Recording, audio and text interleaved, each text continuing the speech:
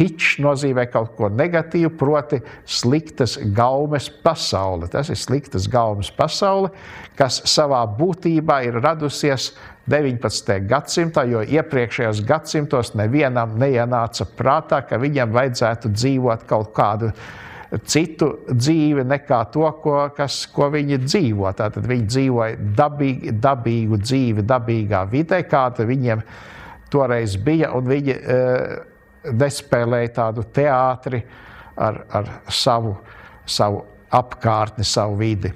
Bet šī, tātad, kā jau es teicu, tā mode ieveidojas 19. gadsimtā, un mūsdienās ir ārkārtīgi populāri, ja mēs skatāmies, teiksim, tāds plaša patēriņa interjeru žurnālus, kas ir katrā žurnāla ķioskā pieejami un kas ir adresēti uz tādu plašu patēriņu, uz popularitāti.